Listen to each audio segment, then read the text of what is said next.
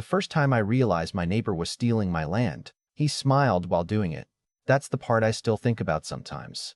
Not the fence, not the city inspectors, not even watching his expensive shed get ripped apart piece by piece. It was the smile. Like he already knew he was going to get away with it. Like I was too quiet, too polite, too tired to push back. And honestly, for a while, he was probably right. I live outside a small town in western Tennessee, the kind of place where everybody waves at each other even if they can't stand each other, where people borrow ladders without asking and somehow still know exactly how much your mortgage is. I bought my house about 8 years ago after my divorce. Nothing fancy, just a one-story brick place with a deep backyard and enough silence to finally hear myself think again. After the divorce, silence became valuable to me. My ex used to say I hated conflict so much I'd apologize to furniture after bumping into it. Maybe she wasn't wrong. For years, the property behind mine sat empty. Just trees, weeds, and an old collapsing chain-link fence swallowed by vines. Then one spring, a guy named Randall Mercer bought the place.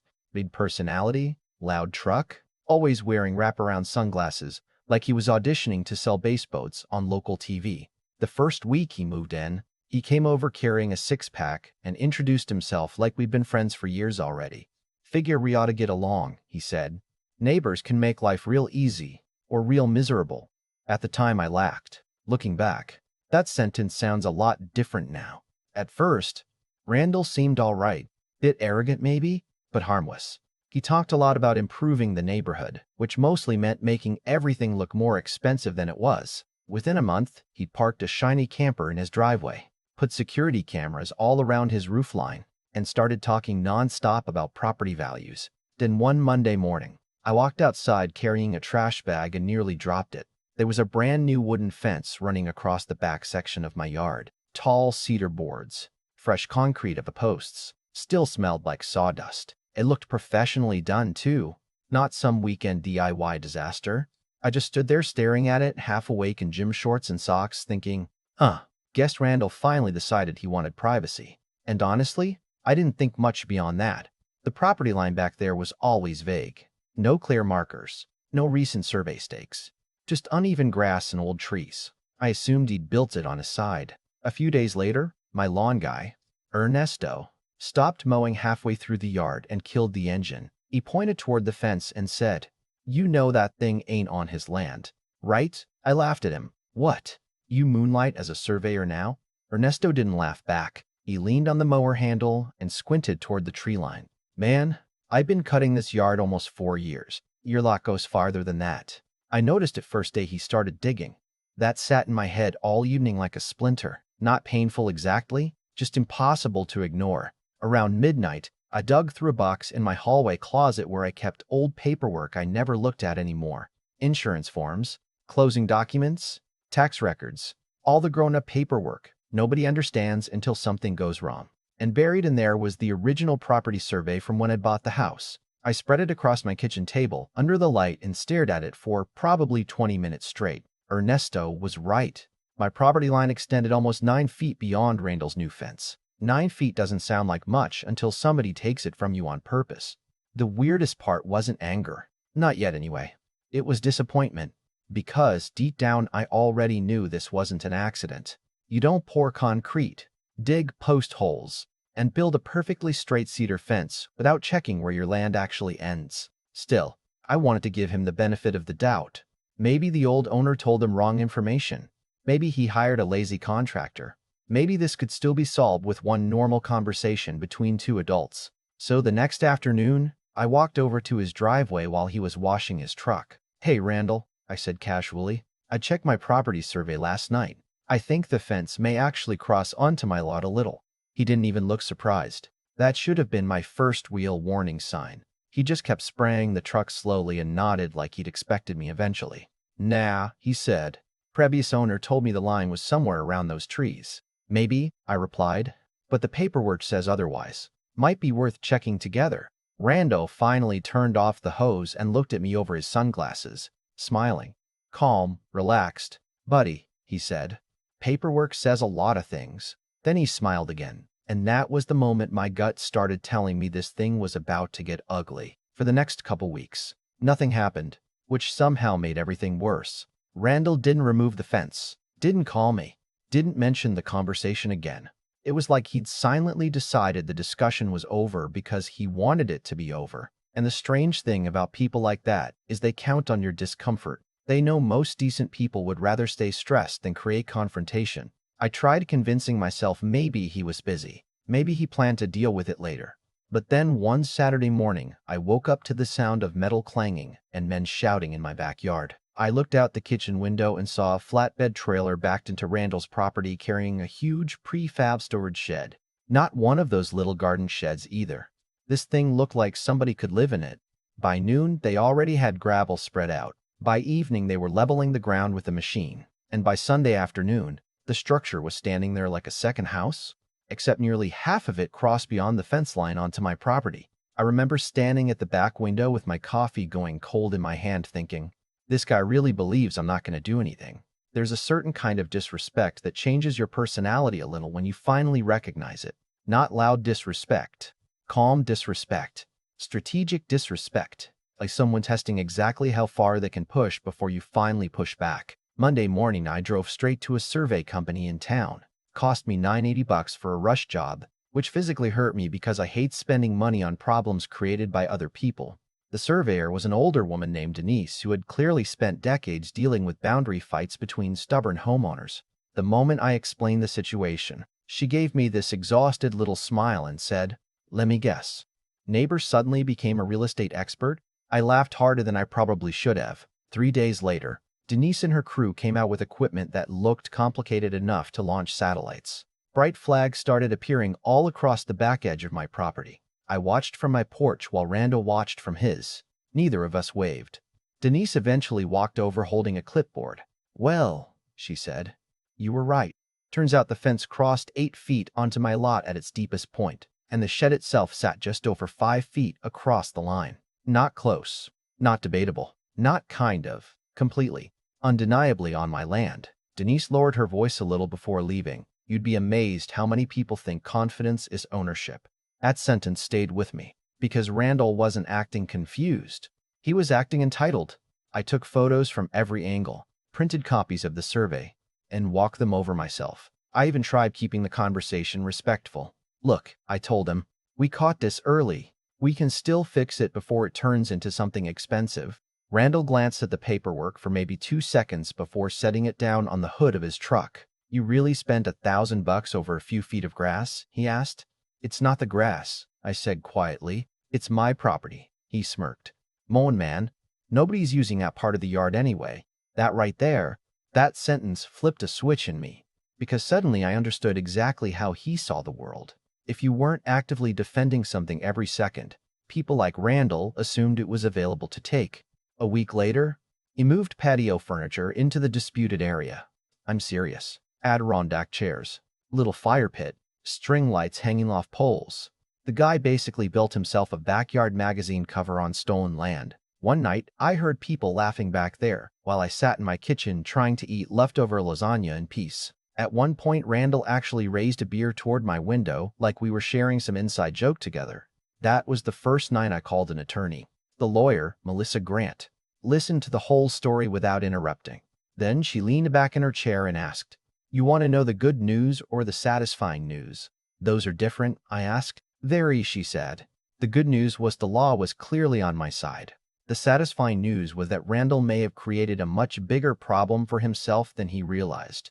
See, in our county, permanent structures crossing property lines create zoning violations, and because his shed had electrical wiring and foundation work, permits were involved, which meant if those permits listed false placement measurements, the city could step in hard. Melissa told me I could sue if I wanted, but honestly, lawsuits drag on forever and drain your soul. Instead, she suggested something simpler. File a formal zoning complaint. Let the city investigate.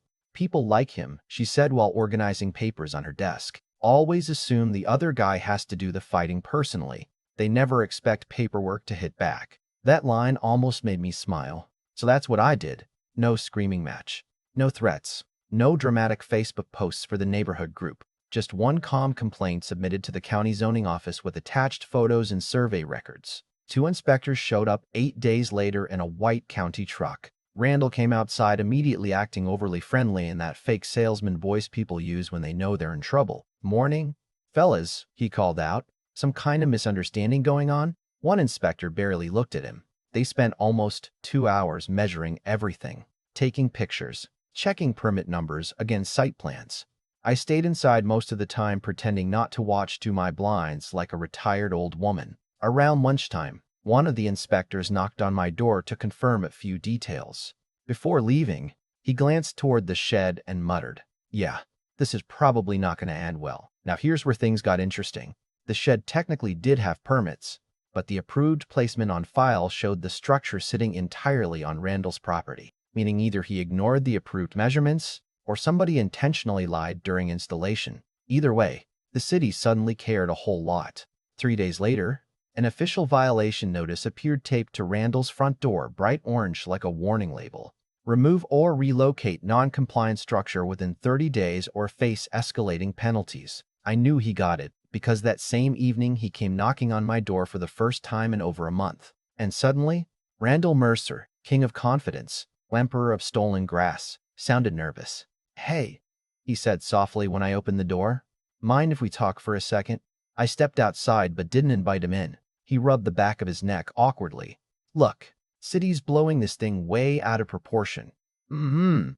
Permits are confusing sometimes, not usually." He forced a laugh that died almost immediately. "Listen, maybe we can work something out neighbor to neighbor." I already knew where this was going, meaning he gestured vaguely toward the backyard. "You could sign something, easement maybe. Just let everything stay where it is." I stared at him for a couple seconds because the audacity genuinely impressed me. "So, let me get this straight," I said. "You build on my property, ignore me for weeks, turn it into your personal campfire lounge, and now you want legal permission to keep it?" Randall's expression tightened. "It's just a few feet. Then move it a few feet." That's when his voice changed, just slightly, enough to hear the irritation underneath. "You know," he muttered, "most people wouldn't make this big a deal out of it." I nodded slowly. "Most people probably wouldn't build a second house in somebody else's yard either." His jaw flexed. Mine probably did too. Then he said something I still replay sometimes because it perfectly explained the entire situation. He shrugged and said, "After a while, land kinda becomes whoever's using it." And right there, I realized Randall honestly believed that, not legally, emotionally. In his mind, confidence itself was ownership. And the worst part? A lot of people go through life exactly like that, taking inch after inch until somebody finally says no. After that conversation, Randall stopped pretending to be friendly altogether. No more waves, no more fake smiles, none of that neighborly small-town charm. Every time we crossed paths after that, there was this weird tension hanging in the air, like both of us were waiting to see who blinked first. And I'll admit something here I probably wouldn't have admitted a few years ago. Part of me started enjoying it. Not because I wanted drama, but because for the first time in a long time, I wasn't folding just to keep the peace. My whole life, I'd been the guy who avoided conflict. At work, in my marriage, even with family, I was always smoothing things over, apologizing first, letting little resentments pile up quietly until they turned into exhaustion. But this thing with Randall felt different. Maybe because every time I looked out my back window and saw his shed sitting there like a flag planted in my yard, it reminded me how dangerous being nice can become when the wrong person mistakes it for weakness. Day 29 came and went. Nothing moved. The shed stayed exactly where it was. The chairs stayed. The little fire pit stayed too, which honestly felt insulting at that point, like he wanted me to see it every day. Then day 31 hit, and the fines started.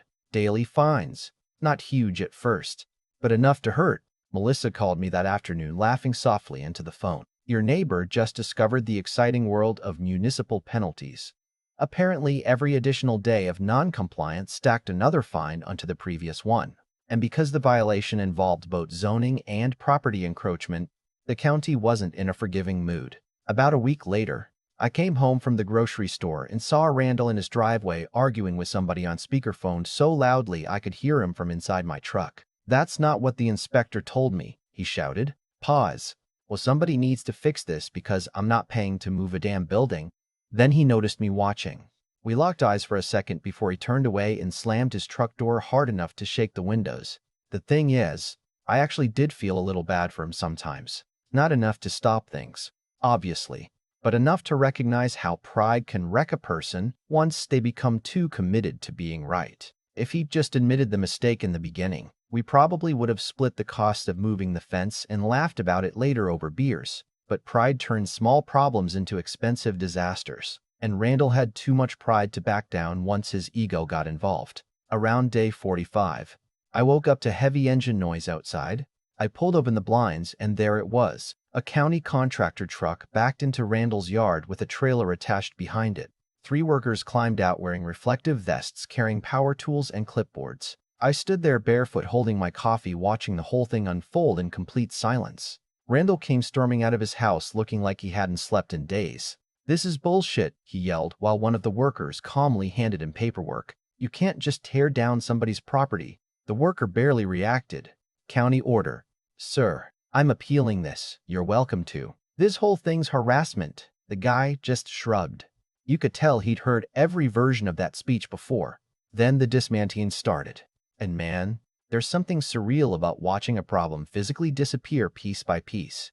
They removed the shed panel by panel, stacked the materials onto the trailer, cut apart sections of the gravel foundation, disconnected the electrical lines. The whole process took nearly 6 hours. Randall spent most of it pacing angrily around the yard, making phone calls while occasionally glaring toward my house like I personally operated the machinery myself. At one point, one of the workers pulled up the fence posts with a hydraulic jack, and the entire fence line started collapsing section after section like dominoes. I'd be lying if I said that wasn't deeply satisfying to watch. But weirdly enough, the moment that stuck with me most happened near the very end. One of the workers filled in the old post holes with fresh dirt and raked the ground flat, like the fence had never existed at all. And suddenly the backyard looked open again. Quiet, honest, mine. That evening, for the first time in months, I sat on my back porch without feeling irritated. No stolen space, no fake ownership, just wind moving through the trees.